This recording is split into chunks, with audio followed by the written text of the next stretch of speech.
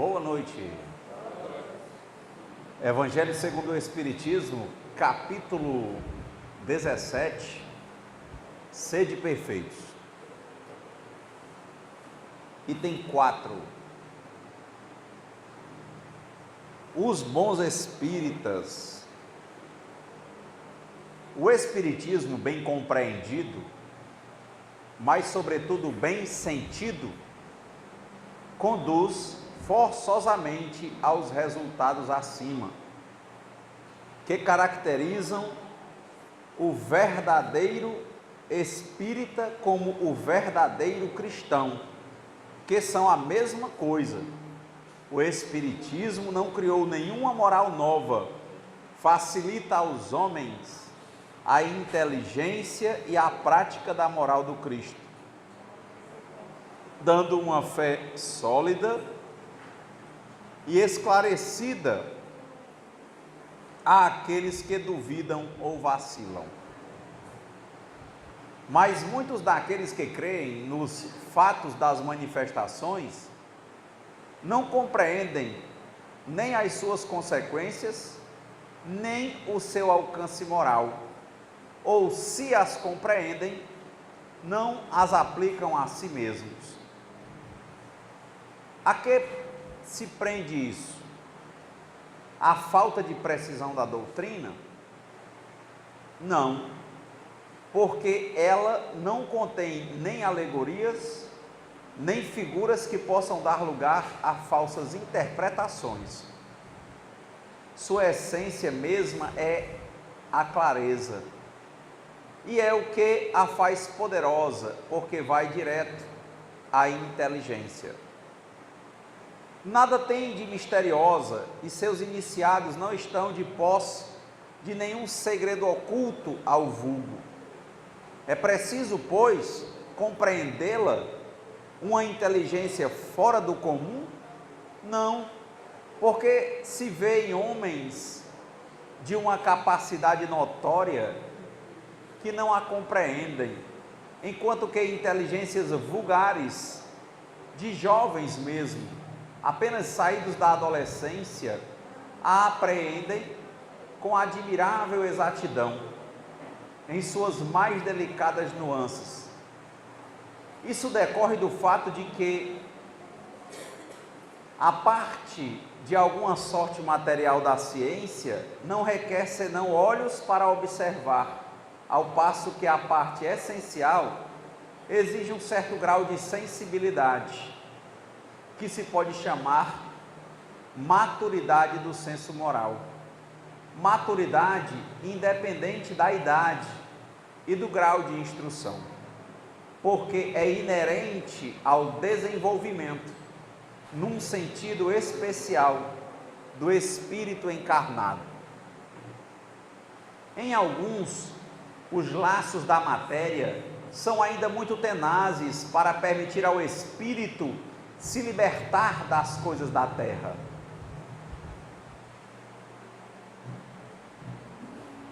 O nevoeiro que os circunda lhes furta a visão do infinito. Por isso, eles não rompem facilmente nem com seus gostos, nem com seus hábitos, não compreendem alguma coisa melhor do que aquilo que têm. A crença nos espíritos é para eles um simples fato, mas não modifica senão pouco ou nada as suas tendências instintivas. Numa palavra, não veem senão um raio de luz insuficiente para conduzi-los e para lhes dar uma aspiração poderosa capaz de vencer os seus pendores. Eles se apegam aos fenômenos mais do que à moral, que lhes parece banal e monótona.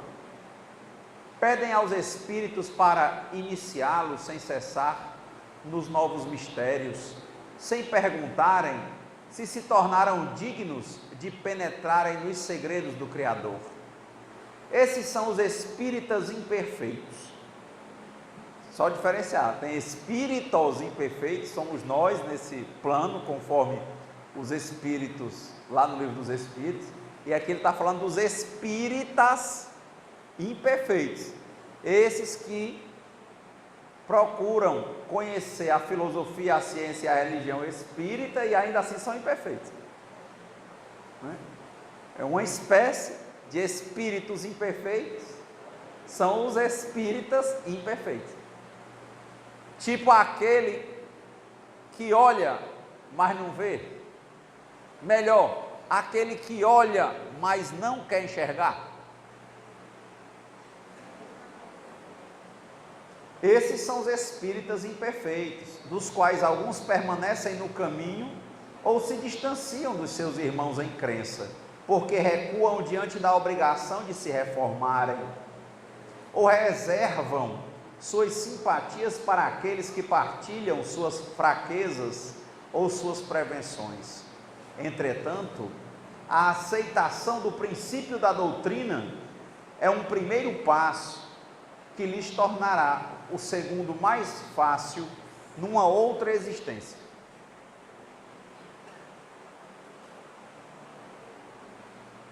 Então, esse evangelho é interessante porque ele começa traçando, dizendo que o que vinha acima, e o que vinha acima eram os capítulos anteriores, que tratavam exatamente sobre os caracteres da perfeição, que era o item 1 do capítulo, e o homem de bem. E aí aqui, como são os bons espíritas, ele começa falando isso. O espiritismo bem compreendido, mas sobretudo bem sentido, conduz forçosamente aos resultados acima. Quais são os resultados? O homem de bem e os caracteres da perfeição.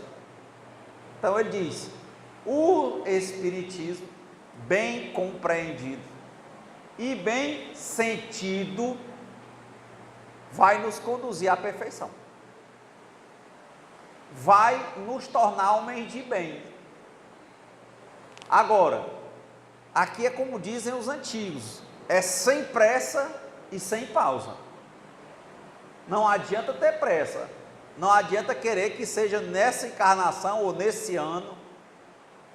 A questão é que as coisas aconteçam naturalmente, no tempo certo. Cada um tem seu tempo. O resultado é esse, não tenha dúvida, será a perfeição, é como aquela música, um dia todos nós seremos anjos. Agora, quando é esse dia? Nós temos muito essas questões de resultado, de linearidade do tempo, mas não há uma linearidade. Uma encarnação a gente vê o nascimento até a idade que morre, e juntando com as outras encarnações, e colocando no que está acontecendo no universo, não dá para ter uma linearidade. Agora, isso é o que dá para a gente compreender, então não adianta ter pressa. O que os espíritos nos contam é que é praticamente, como regra, lógico, toda regra tem exceção, mas como regra, ninguém nasce e evolui em uma encarnação. Então, o embrutecimento é muito grande, o nosso contato com a matéria, a nossa desconfiança com as coisas do Espírito. Então, eles começam aqui a dizer isso, né? Você começa mesmo pelo dom. Quantos aqui, em algum momento da vida, não enxergaram aptidões em si, que eram boas aptidões, que poderiam ser desenvolvidas, mas que na hora que se chocaram com o mercado, com o modelo de ensino que forma a pessoa para ser um empregado ou um empregador, que faz a pessoa focar em sucesso ao invés de plenitude, que faz a pessoa focar em aderentes como dinheiro, bens materiais, beleza física. E que, quando começou a ver esse universo de sucesso, bens materiais, beleza física, dinheiro, posição, respeitabilidade, e começaram a se sentir respeitáveis, e seguir a profissão que o pessoal respeitava, e ir para o emprego que dava mais dinheiro, e aquilo foi sendo, de alguma forma, compensador, porque você começou a achar que era aquilo, que era você, e ganhou dinheiro, e se formou, e você vai se apegando, nós vamos nos apegando àquilo e vamos criando uma aura formada por nós mesmos de respeitabilidade. Quem é aqui que vez por outra não ficou pensando ou não disse para alguém quem é que você pensa que é? Por quê? Porque você está se achando algo a mais. De algum modo, estávamos ou estamos nos achando superiores a qualquer poder. Ou seja, somos deuses. Mas o que dá? Onde é que está o reino que nos dá o reinado? Na matéria. E é uma matéria que vai se acabando. Tudo que a gente protege tende a ser destruído. Ah, eu quero proteger os meus cabelos pretos, fica branco. Eu quero proteger o meu carro, fica velho. Eu quero proteger os pneus da minha bicicleta. Você para a bicicleta e não usa, o que acontece com os pneus? Eles começam a trincar. Porque a matéria, ela se dilui. Mas como é que a gente está vendo na cara um sapato que a gente compra e guarda, quando não usa e quando vai usar, ele solta o solado porque a cola, que era matéria, se desmanchou? E a gente acha que é rei, que é Deus, que é o poder superior com base na matéria.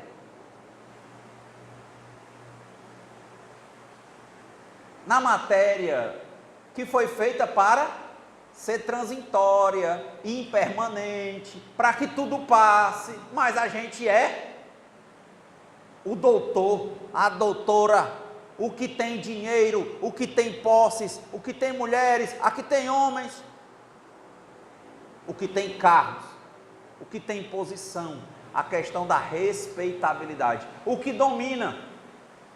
O cristão fala muito isso.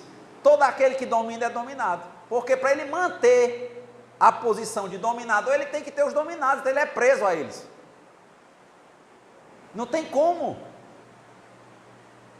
Não todo explorador necessariamente é explorado, porque ele vive dos que ele explora, ele não pode se soltar deles.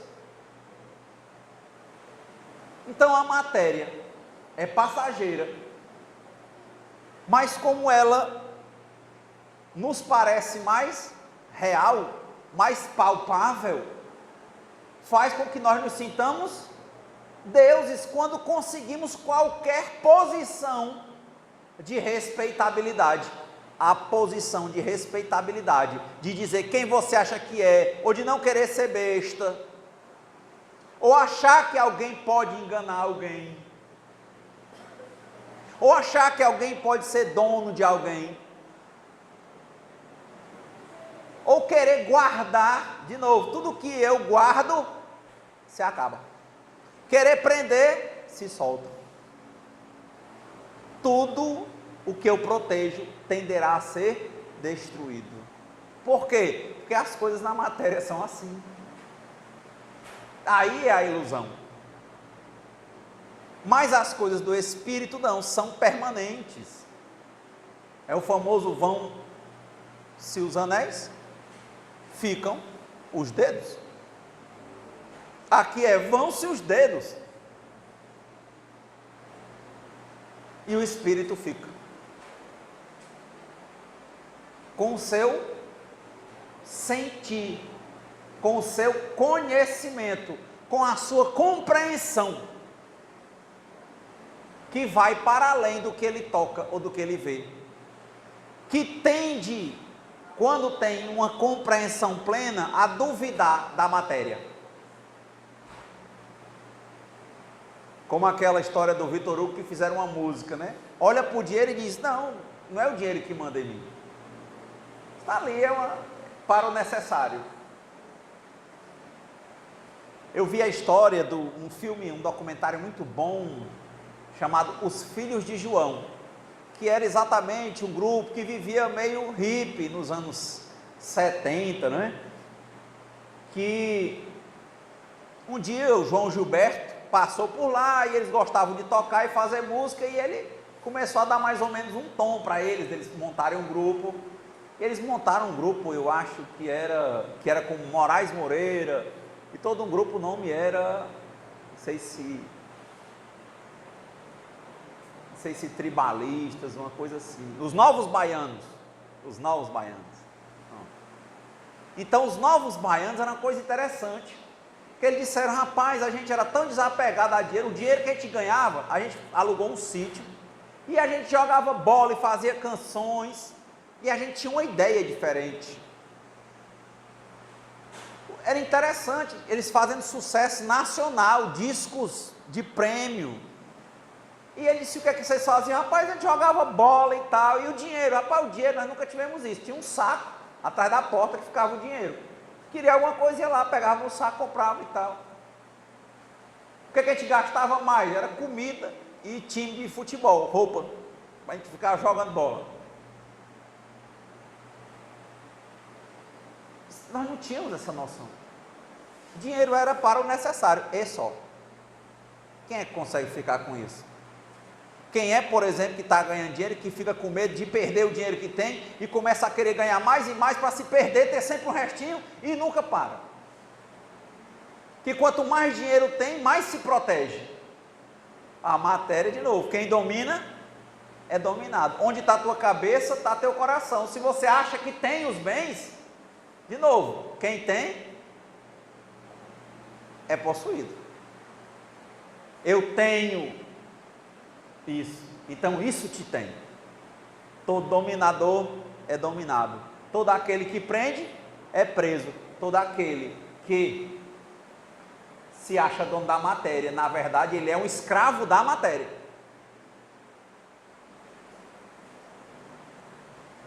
Não sei se a gente está chegando ao raciocínio. O próprio Ney Matogrosso, que era da mesma época, ele dizendo que ele brigou lá com o pai dele, jovem, o pai dele militar, e ele disse que também era metido a ripa, ele mesmo fazia as roupas dele, ele descosturava, e estava na casa de uma amiga e tal, aí chegou, parece que o filho dela, uns primos, que estavam montando uma banda, e essa banda estava faltando um cantor, e ele disse que gostava de costurar cantando e tal. Convidaram ele para fazer uma apresentação no ensaio. Aí ele disse que, quando viu, saiu aquele show que tem lá dos, né? Qual é o nome da banda? Secos e Molhados. Aí ele saiu, ele disse: vocês sabem aquela roupa? Eu fiz na mão. Aquilo não foi comprado, aquilo não foi importado, não foi estilizado, não foi por nenhum estilista, nada disso. Eu costurei minha roupa. Aquilo era um couro de carneiro. Você está no YouTube, está lá ele cantando, né? Jurei mentiras e sigo sozinho e tal. Aí perguntaram: e como era esse meu filho? Eu não pensava em dinheiro. Eu não pensava nisso. E a gente foi fazendo shows e virou sucesso que ninguém acreditava que ia ter. Quando eu vi, aí disse: aí, uma hora ele perguntou: por que a banda acabou? Ele disse: não, porque eu quis, porque teve uma hora que o dinheiro se tornou uma coisa importante. E eu estava sobrando, assim, porque eu tinha sido o convidado. Aí foi meio que eu fosse me dar um escanteio e eu acabei ficando. O pessoal se atrelou ao vocalista. Pronto, sou o Ney Matogrosso. Mesma briga que aconteceu num grupo que também não pensava no primeiro momento em dinheiro, os Mutantes. A Rita Lee conta, ela foi falar com o cara, acho que é outro dia, que ela tem bem uns 80 anos. Disse: rapaz, eu era uma menina, eu brincava, andava, eu era distraída para as coisas materiais. Me chamaram para cantar, pronto, virei a Rita Lee. Aí quando a banda começou a estourar, os dois, que era um que ela casou e o outro, que era irmão, eles tocavam grandes nomes da música, de tocar e tudo. Eles acharam que o padrão dela não dava para o dele, e aí começaram as disputas, e ela disse que um dia chegaram lá e estavam fazendo ensaio sem ela, e disseram que ela não era mais da banda. No auge da banda. Não, porque a gente, nosso modo, ó, a respeitabilidade, o lugar. Não podemos aqui julgar ninguém. Mas é interessante como nós nos transformamos quando nós achamos que detemos alguma coisa, ou que somos bons músicos, ou que a banda somos nós.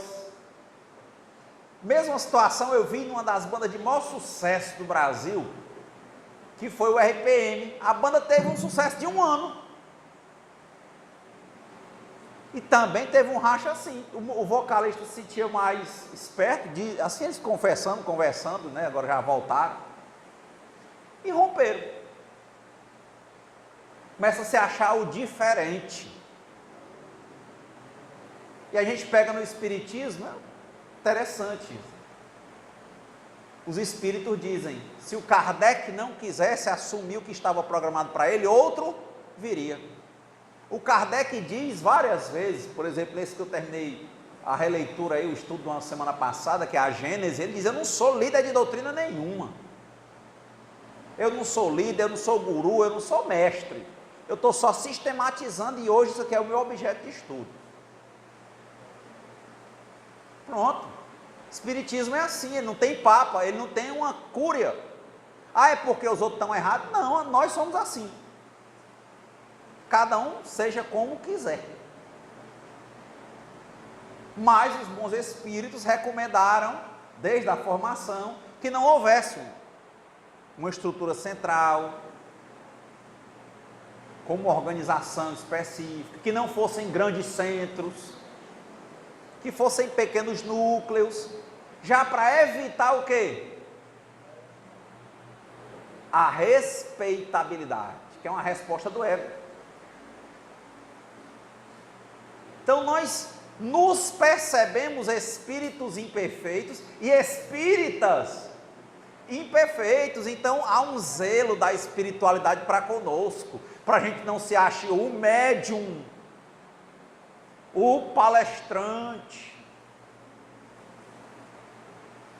Não, nós somos iguais, cada um vivendo os seus desafios.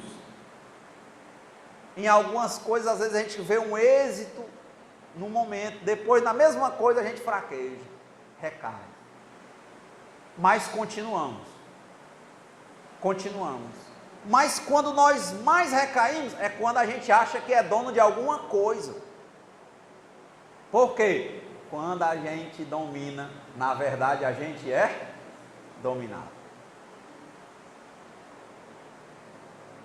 É por isso que alguns têm um certo receio de dizer que o Espiritismo também é uma religião, porque ele é de convergência. Mas para não dizer que a gente tem uma ideia de time. Por quê? Porque time, estado e religião, no modo material da coisa, só faz a gente ser diferente. Você ser Fortaleza, eu sou Fortaleza. Você ser Ceará, eu sou Ferroviário. Eu sou brasileiro e o outro ser americano. Na verdade, nós somos todos espíritos. Nosso lar é uma colônia, dentre várias outras colônias espirituais. Só uma questão organizacional e não uma disputa de bandeira de qual é a melhor colônia. Elas funcionam dentro das suas necessidades. Não tem um melhor centro. Esse centro aqui é um centro de urgência, de tratamento geralmente de urgência psíquica, e que também trabalha com a fluidoterapia. Se você chegar lá no Lar de Clara, é um centro que trabalha muito focado na psicografia, na comunicação parecida com uma parte do trabalho que o Chico Xavier fazia. Uma parte, porque o Chico fazia, de onde se sabe, é um dos médicos que mais teve resultado. Fazia a parte de cura, a parte de receituário, a parte de manifestações, psicografias, né? E assim vai. Já chega num Paulo Estevão, está muito focado na parte de estudo, é claro. Palestra, estudo, organização de grupos, o trabalho de equipe. Cada centro vai ter. Tem centros, por exemplo, em que o forte daquela equipe de trabalho, daquela seara de trabalhadores, é o diálogo direto. A pessoa chega, por exemplo, no CAD ali, tem a mediúnica, aí as pessoas psicografam, conversam, e depois você vai ter, né, o dirigente, né, conversa com as pessoas, né? É um modo. Lá na Sociedade Espírita Parisiense, o Kardec, como é que eu acompanho o trabalho do Kardec? Só tem um jeito. Quer entender como era a origem? É ler os livros básicos da doutrina e todas as revistas espíritas que saíram em coleção de livros. Por quê? Porque na revista ele ia colocando todas as mensagens, ele organizava, que iam acontecendo. É por isso que são milhares de páginas. Aí ele escrevia um ou outro artigo, outra pessoa deixava botar um artigo, mandava uma carta, e ele colocava psicografias, o modo de trabalho. Então, um trabalho imenso. O Kardec teve um esforço em 14 anos, que é o dia em que ele conheceu a doutrina, ao dia que ele desencarnou, de registrar tudo isso, sistematizar, publicar, organizar, montar uma sociedade, ter um lugar, ter um espaço, difundir a doutrina. O Kardec vivo já tinha centro espírita no Brasil, que não precisava pedir permissão ao Allan Kardec para funcionar um centro. Não. Como aqui já tem a Federação Espírita, tem canto que é a União, aí já tem gente que fica se debatendo, olha, porque eu sou federado. Time, não. Na verdade, na matéria eu não sou, eu estou. Mais importante do que compreender, ele fala, o Espiritismo bem compreendido, mas sobretudo bem sentido. Não é nos sentidos aqui a tradução de tocar, os 5 sentidos, mas é realmente quando a gente começa a fazer parte, começa a entender isso, que aqui não tem essas restrições, que aqui mais importante do que o fenômeno, mais importante é a evolução ou o desenvolvimento moral. E é o que nos falta. Porque quando nós temos um desenvolvimento, uma compreensão de que o mundo é muito mais espiritual do que material, nós nos sentimos plenos. Porque esse de nós, ou essa de nós, que um dia começou a perceber um dom que tinha, mas que deixou esse dom se perder para fazer o que os outros achavam que dava, por exemplo, dinheiro, ele vai começar a querer fazer o caminho de volta, porque o caminho do sucesso, na aparência, geralmente dá um vazio na essência, para quem só busca sucesso. E o caminho espiritual, ele dá plenitude.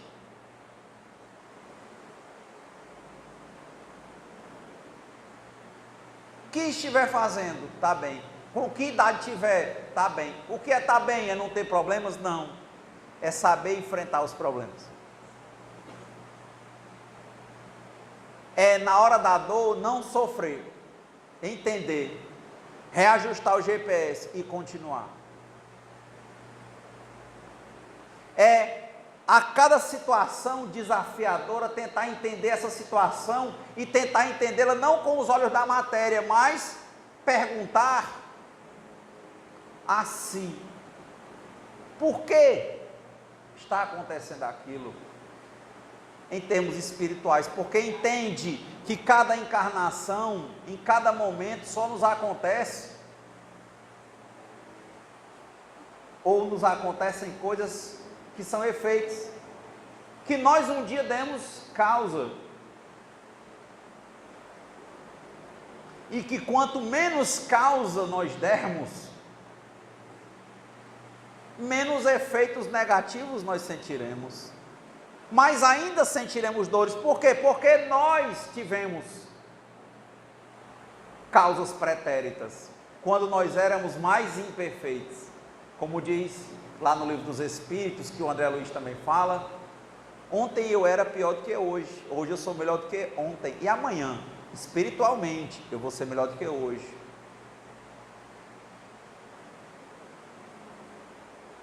É sentir-se, compreender-se em cada pequena coisa, desde dividir o que é, quando olhar para alguém, um desejo por um pensamento distorcido, que vai trabalhar o sexo como um objeto, as pessoas como coisas, e ver o sentimento natural se desenvolvendo que vai levar ao sexo, são coisas diferentes. Esse aqui vai levar à plenitude, aquele outro vai levar à compulsão, que antes da compulsão vem a obsessão. O que é a obsessão? O pensamento que não para. Se eu vejo uma pessoa como coisa, eu quero acumular, aí eu quero outro, e outro, e outro, e outro, e outro, e outro, aí eu começo a pensar, e coisas diferentes, e mais, e mais, e mais, aí começam as compulsões, atitudes compulsivas. Então é um desvirtuamento. A enxada que eu uso para arar, eu posso pegar e tacar na cabeça de uma pessoa e matar. O sexo, que é uma coisa maravilhosa, eu posso transformar numa coisa doentia, por uma incompreensão.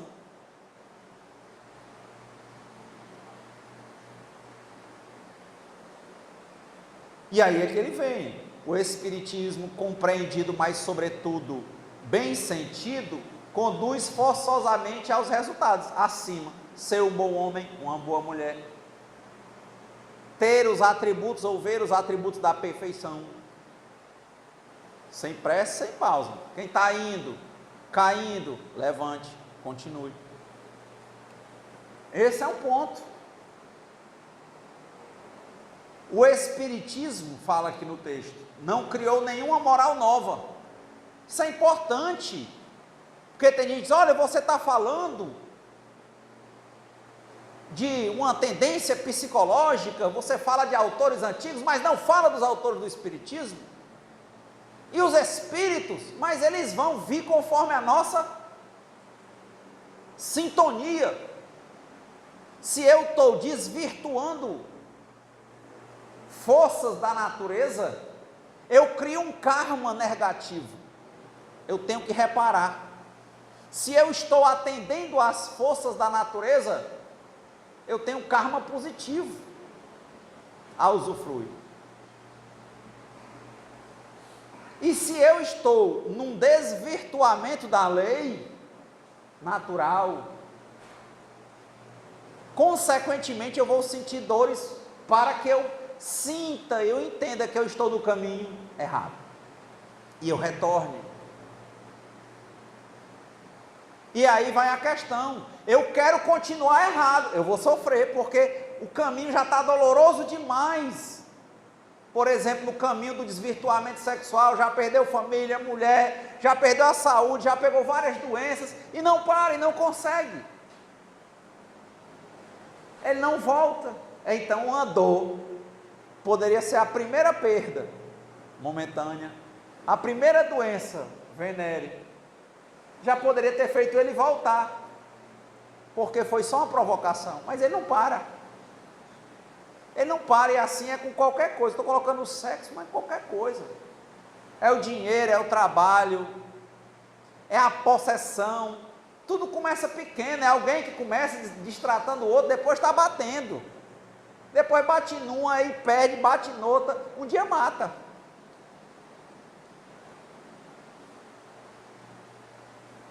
É progressivo, entra num ciclo, e num círculo, melhor falando, vai crescendo, crescendo, começa a fazer as coisas compartimentadas, fazer coisas escondido do povo, viver escondido.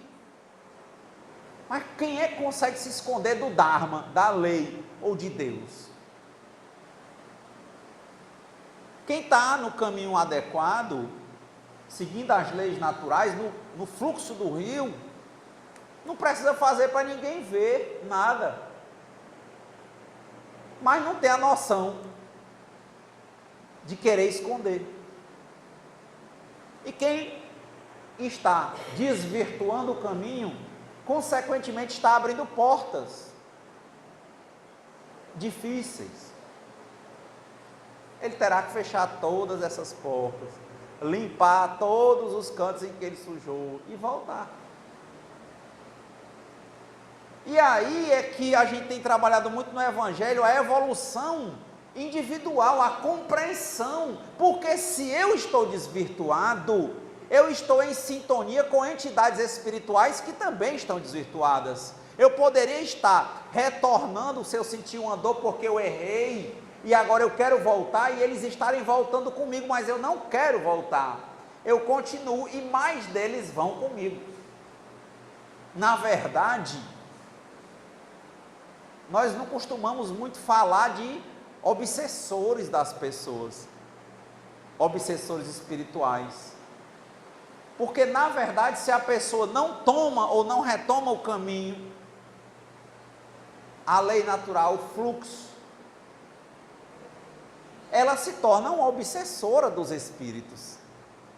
Que tem uma diferença só entre nós: eles estão desencarnados e nós estamos encarnados, mas somos todos espíritos. Nós somos as más companhias. E se formos boas companhias, teremos boas companhias. Nós atraímos o que nós somos. Aqui não é proselitismo, convencimento, aqui é o exemplo. É a atitude sem querer ser exemplo. É dar exemplo sem nem perceber que está dando, é ser, tentar, viver, compreender. Isso. Porque senão fica muito fácil. E na verdade não é uma questão de facilidade, é uma questão de que é ilusório. Não adianta chegar e dizer: olha, um espírito veio e levou todos os pecados do mundo. Sim, por que ainda tem dor? Se a dor é para ensinar. É igual o filtro do carro, né? Até era para trocar de instante em instante a vela do filtro, né? Manda outro, para ir buscar. Não. Se eu me purifico, o outro se purifica.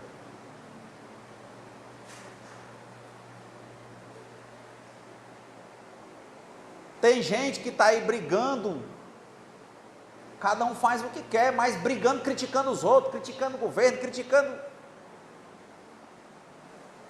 mas não se autocompreende para ver que assume ideia de time, de partido, da sua família, de beneficiar os seus, de não fazer a sua parte, de não entender o seu papel, de procurar sempre alegria em outros lugares,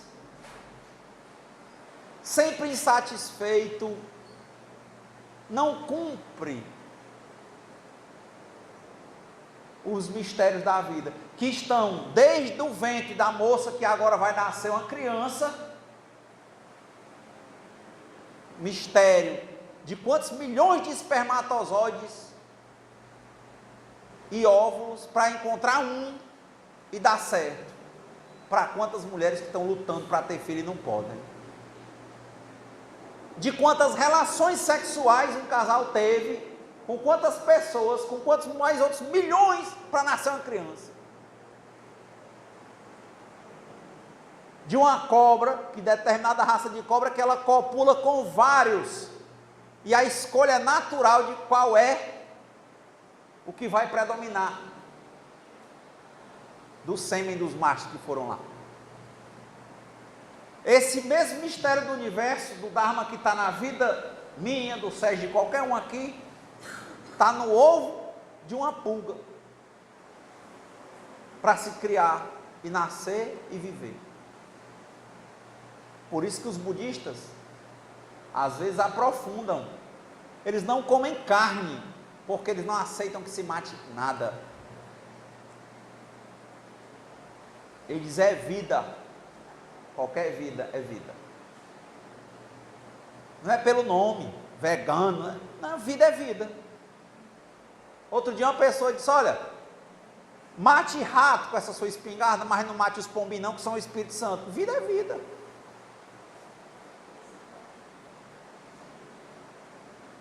Então, a nossa percepção, a nossa compreensão, nos chama para um relacionamento novo conosco. Tendo um bom relacionamento conosco, nós vamos enxergar o amor, a felicidade, vamos ver Deus. E, consequentemente, vamos atrair os bons espíritos. E vamos ajudar os espíritos que estão na erradicidade a se tornarem espíritos melhores. Aí sim, nós temos os bons espíritas, que são a evolução dos espíritas imperfeitos, e que vão ajudar os próprios espíritos a se tornarem melhores. Fazendo a minha parte, assumindo as minhas coisas, compreendendo, evitando a insatisfação que vem da ignorância, eu posso fazer do mundo um mundo melhor, muito melhor do que só criticar. Não esquecer que, quando eu critico alguém, eu revelo uma parte que eu não resolvi dentro de mim. Muita paz.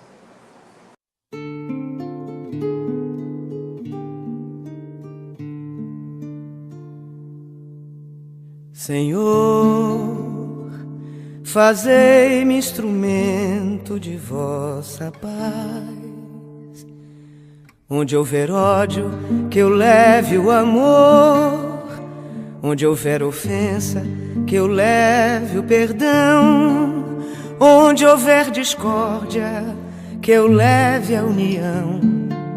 Onde houver dúvida, que eu leve a fé. Onde houver erro, que eu leve a verdade. Onde houver desespero, que eu leve a esperança. Onde houver tristeza, que eu leve a alegria. Onde houver trevas, que eu leve a luz. Ó Mestre, fazei que eu procure mais consolar que ser consolado, compreender que ser compreendido, amar que ser amado, pois é dando que se recebe, é perdoando que se é perdoado, e é morrendo que se vive para